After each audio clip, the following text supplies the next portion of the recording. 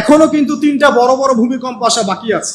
নবী করিম সাল্লাল্লাহু আলাইহি ওয়াসাল্লাম একদিন মসজিদের সামনে দিয়ে যাচ্ছেন, সাহাবীরা ভিতরে বসে আছে। সাহাবীরা কোন একটা বিষয়ে কথোপকথন করছেন। নবী করিম সাল্লাল্লাহু আলাইহি ওয়াসাল্লাম জিজ্ঞাসা করলেন, তোমরা কি নিয়ে কথাবার্তা বলছো? সাহাবীরা বললেন যে আমরা কিয়ামতের আলামতগুলো নিয়ে কথা বলছিলাম। তখন নবীজি বললেন সাল্লাল্লাহু আলাইহি ওয়াসাল্লাম, 10টা আলামত আসার আগে কিয়ামত হবে না। কয়টা আলামত? 10টা। এই 10টা আসার আগ পর্যন্ত কিয়ামত হবে না, নিশ্চিন্ত থাকতে পারেন। কিন্তু এই 10টা কবে চলে আসবে এর কোনো গ্যারান্টি আছে? নাই। তার প্রথমটা হচ্ছে দাজ্জাল, মাসিহুদ দাজ্জাল মানুষের রূপে বের হবে। 2, ঈসা ইবনে মারইয়ামের আগমন, নবী ঈসা আলাইহিস সালাম আসবেন এবং তার হাতে দাজ্জাল নিহত হবে।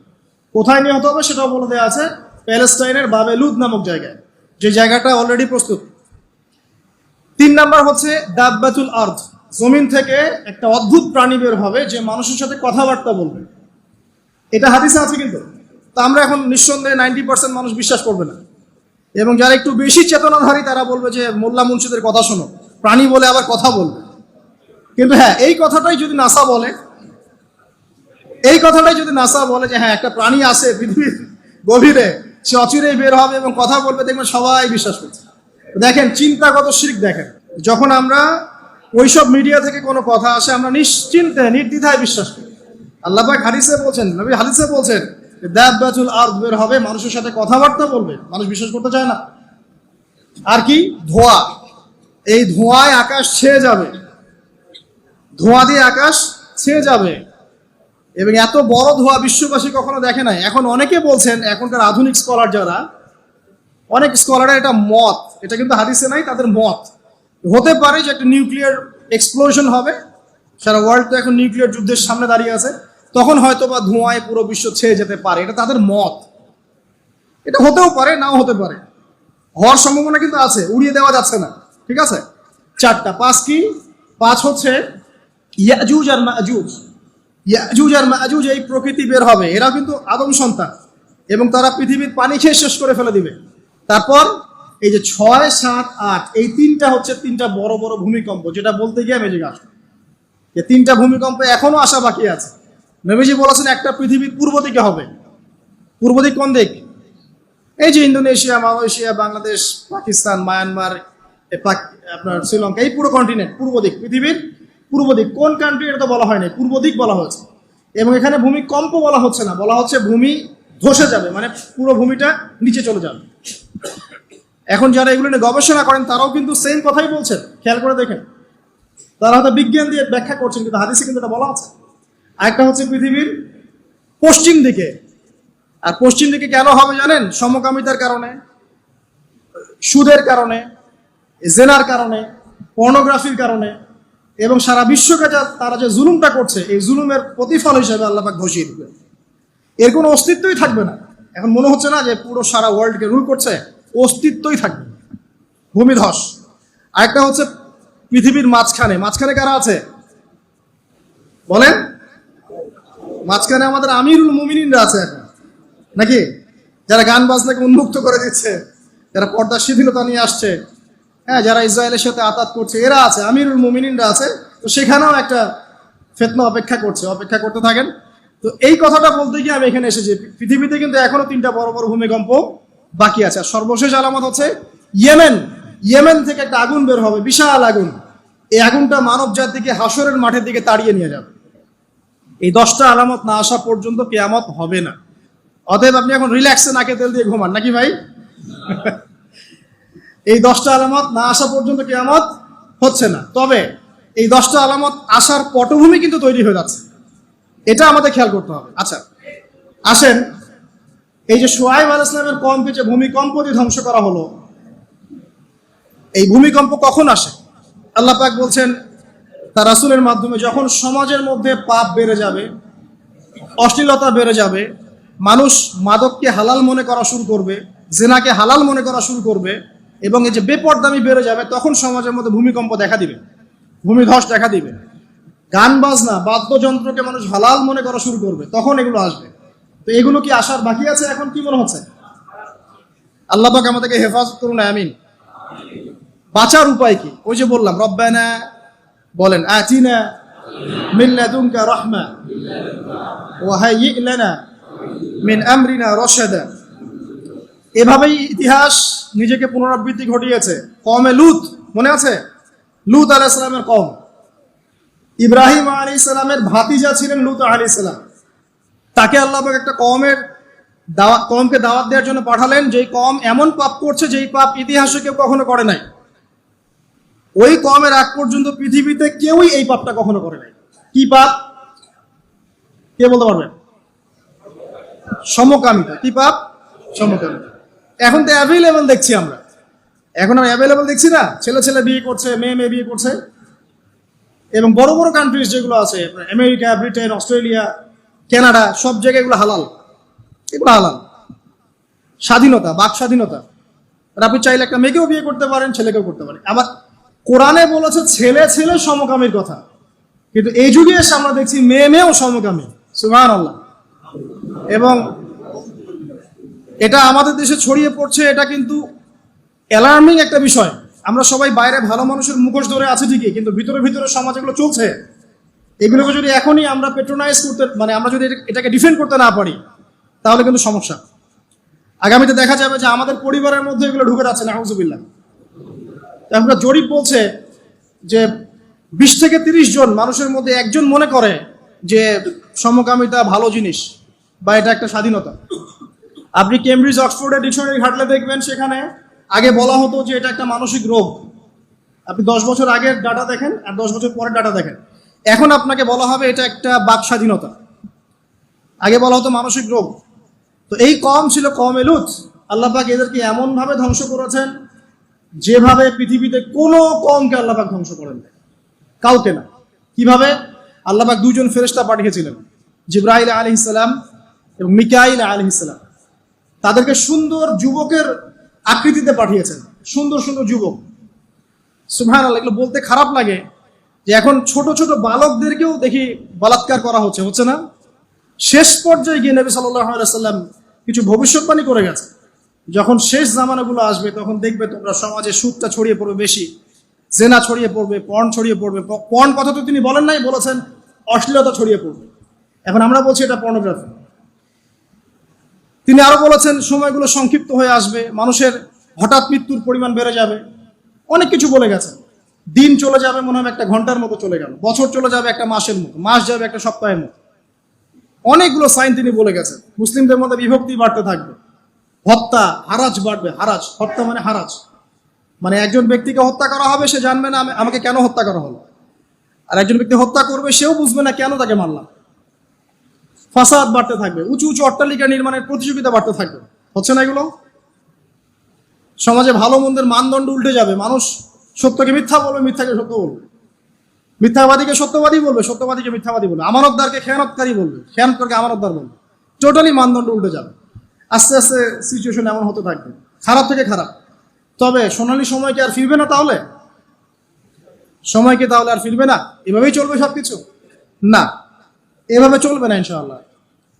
আল্লাহ রাব্বুল আলামিন তার রাসূলের মাধ্যমে জানিয়েছেন এই সবকিছুই সাময়িক, সবকিছু সাময়িক। ইতিহাস আবার পুনরাবৃত্তি ঘটাবে। ইতিহাস, সভ্যতা শুরু হয়েছিল একজন নবী দ্বারা, শেষও হবে আরেকজন নবী দ্বারা ইনশাআল্লাহ। সভ্যতা শুরু হয়েছিল আদম আলাইহিস সালামকে দিয়ে, আর শেষ হবে ঈসা ইবনে মারিয়ামের হাতে। শেষ জামানার সবচেয়ে ভাইটাল ক্যারেক্টার হচ্ছেন ঈসা ইবনে মারিয়াম। ইমাম মাহদী নন, ইমাম মাহদী সবচেয়ে ভাইটাল ক্যারেক্টার নন। সবচেয়ে ভাইটাল ক্যারেক্টার হচ্ছে ঈসা ইবনে মারিয়াম। তিনি প্যালেস্টাইন, জেরুজালেম থেকে পুরো ওয়ার্ল্ড ইসলামিক খেলাফা রিস্টোর করবেন ইনশাআল্লাহ তাআলা। এবং তিনি নতুন কোনো শরীয়ত নিয়ে আসবেন না, নতুন কোনো ধর্ম নিয়ে আসবেন না, বরং তিনি এসে বরং ক্রুশ ভেঙে ফেলবেন। শুয়োরের মাংস যেটা, এটাকে একদম টোটালি হারাম করে ফেলবেন। জিজিয়া যে ট্যাক্সটা আছে এটাকে উঠিয়ে দিবেন। এবং তিনি 40 ইয়ার্স, হাদিসে এসেছে 40 বছর তিনি এই পৃথিবীতে থাকবেন। কত বছর? 40 বছর। ওই সময় সম্পর্কে এমন কথা এসেছে যে যাকাত নেয়ার জন্য একটা মানুষ খুঁজে পাওয়া যাবে না। আসতে কতদিন এটা আমরা বলতে পারবো না, এটা আল্লাহ পাক জানেন, আল্লাহ জানেন। এটা কতদিন এটা আমরা বলতে পারবো না, এটা বলার অধিকারও আমাদের নাই, বিকজ এটা গায়েবের বিষয়। আলামতগুলো আস্তে আস্তে আস্তে আস্তে ওইদিকে যাচ্ছে।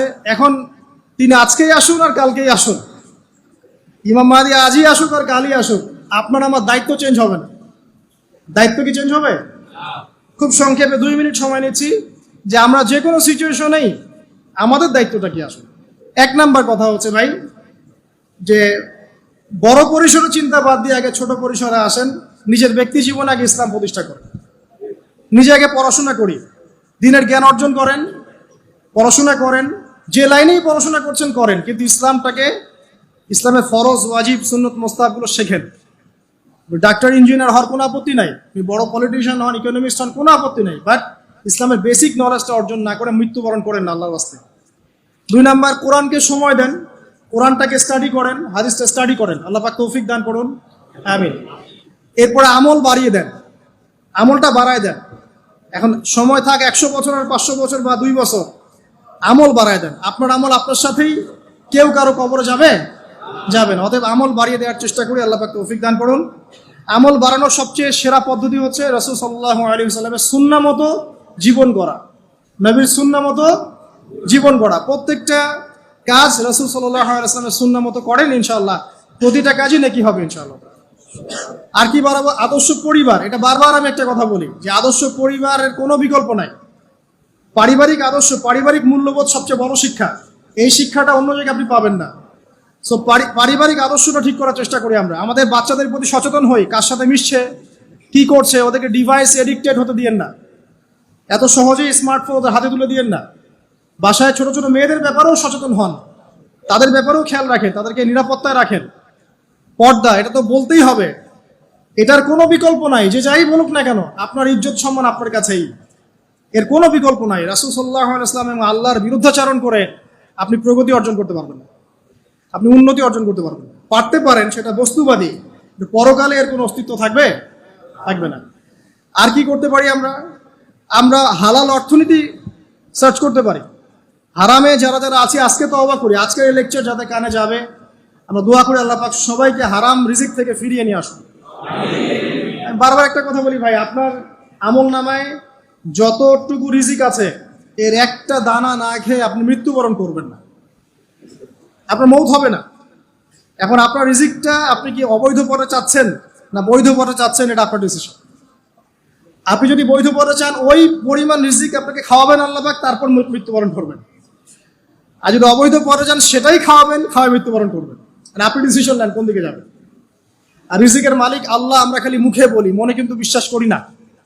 মনে যদি বিশ্বাস করতাম তাহলে আমরা কিন্তু কখনো সুদের ধার ধারতাম না, আমরা ঘুষ দুর্নীতি করতাম না। কারণ আমরা করছি কেন? মনে করছি যে আমি এটা করলে রিজিক বাড়বে। আর আপনি যাদের জন্য এই কাজগুলো করছেন, আপনার স্ত্রী, আপনার সন্তান, আপনার পরবর্তী প্রজন্ম, 40 দিন সময় নেবেন আপনাকে ভুলে যেতে। 40 দিন সময় নেবেন আপনাকে ভুলে যেতে, দেখে নিয়েন। কবর খুব একাকিত্বের জীবন। আসলে মৌতের যে যন্ত্রণার কথা আমরা বলি না, এটা সবচেয়ে বড় বিষয়টা কি জানেন? শারীরিক কষ্ট তো আছেই, এই যে দুনিয়ার সবার থেকে বিচ্ছেদ, এটাই হচ্ছে যন্ত্রণা।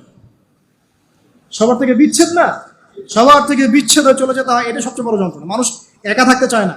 জেলখানায় যে মানুষকে বন্দি করে রাখে না, ওই একাকিত্বের কষ্টে মানুষ ভোগে। একা একা, আমি একা, কেউ নেই আমার সাথে, এটাই। এর উপর যদি আবার টর্চার করা হয়, রিমান্ড দেওয়া হয়, তাহলে কি অবস্থাটা হবে বোঝেন। এই হলো কবর। একটা ঘটনা বলে শেষ করে দেই যে একজন ব্যক্তি মারা গেছেন, আর মুসা আলাইহিস সালামের সময় বানু ইসরাইলের কোন এক নবী, আমি ঠিক নাম বলতে পারবো না যে কোন নবী, কারণ নামটা হাদিসে আসে নাই, কোন একজন নবী আল্লাহর কাছে দোয়া করছেন, আল্লাহ মৃত মানুষের সাথে আমার একটু কথোপকথন করায় দাও। আমি জাস্ট একটু কথাবার্তা বলতে চাই যে মৃত মানুষটা কেমন আছে বা তাদের অবস্থাটা কি, আমি জানতে চাই। তো আল্লাহ পাক সেই ব্যবস্থা করে দিলেন। তিনি একটা কবরের কাছে গিয়ে দাঁড়ালেন, একজন মৃত মানুষ উঠে আসলো। এটা সায়েন্স বিশ্বাস নাও করতে পারে, আমাদের কোনো মাথা ব্যথা নেই, ঠিক আছে? তো এবার তিনি তাকে জিজ্ঞাসা করছেন যে তুমি কেমন আছো, এই মুর্দাকে জিজ্ঞাসা করছেন। তিনি বলছেন আজকে থেকে প্রায় 500 বছর আগে আমার মৃত্যু হয়েছে। এই ব্যক্তি বলছেন আজকে থেকে প্রায় 500 বছর আগে আমার মৃত্যু হয়েছে, এখন পর্যন্ত আমার গা থেকে, আমার আত্মা থেকে মৌতের যন্ত্রণা দূর হয় নাই। লা ইলাহা ইল্লাল্লাহ। তো এই হচ্ছে অবস্থা। আমরা ব্যক্তিগত চিন্তাটা আগে করি, নিজের ফিকির, নিজের কবরের ফিকির, নিজের এলেম, নিজের আমল, নিজের পরিবার, নিজের রিজিক। যাদের জন্য হারামে যাচ্ছেন কেউ সাথে যাবে না, কেউ সাথে যাবে না, না আপনার গার্লফ্রেন্ড, না আপনার বউ বাচ্চা, কিচ্ছু না। এগুলো তো শুধু মায়ার বাঁধন, মায়ার বাঁধন না, মায়ার বাঁধন। যদি এগুলো নেয়ামত হয় আলহামদুলিল্লাহ, যদি এগুলো দুনিয়াতে আপনার ফিতনা সৃষ্টি করে, আপনি আসহাবুল কাহাফ হয়ে যান। কথা বুঝতে পারছেন না? এরপরে যদি সামর্থ্য হয়, আল্লাহ পাক আপনাকে জ্ঞান দেন, আপনাকে পলিটিক্যাল পদ দেন, ইকোনমিক সেকশনে জ্ঞান দেন, ইত্যাদি ইত্যাদি, আপনাকে আল্লাহ যে সেকশনে রাখবেন সেখান থেকে দিনের খেদমত করবেন, পারবেন না ইনশাল্লাহ? ডক্টর হয়েছেন, রোগীদের ফিস কমায় দেন, ট্রিটমেন্ট ইজি করে দেন। হ্যাঁ, ডক্টর হন, একজন ভালো ডক্টর হন, কসাই হন। ইঞ্জিনিয়ার হন, একজন সৎ ইঞ্জিনিয়ার হন, চোর হন। আপনি যেখানে থাকবেন সেখান থেকেই আপনি খেদমত করতে পারবেন। সবাইকে আলেম হতে হবে জরুরি না, সবাইকে দায়ী হতে হবে জরুরি না, এবং সবাই এটা হতেও পারবে না। এভাবে জাতি গঠন হয় না। আগে বলছি, বিভিন্ন সেকশনে মানুষ আমাদের লাগবে, এবং প্রত্যেকটা সেকশনেই তাওহীদপন্থী ইমানদার মানুষ লাগবে। এবং ইনশাআল্লাহ তাআলা আমরা যদি সবাই সবার ধর্মটা ঠিকঠাক মতো পালন করি, দেখবেন ধর্মের মধ্যে কোনো ভেদাভেদ থাকবে না ইনশাআল্লাহ। যে যার ধর্ম পালন করুক, কোনো মন্তব্য করতে যাবেন না, ঠিক আছে? আপনি আপনার ধর্ম ঠিক মতো পালন করছেন কিনা এটার দিকে ফোকাস করেন। আল্লাহ পাক আমাদের সবাইকে তৌফিক এনায়েত করুন কথাগুলো বোঝার, আমিন।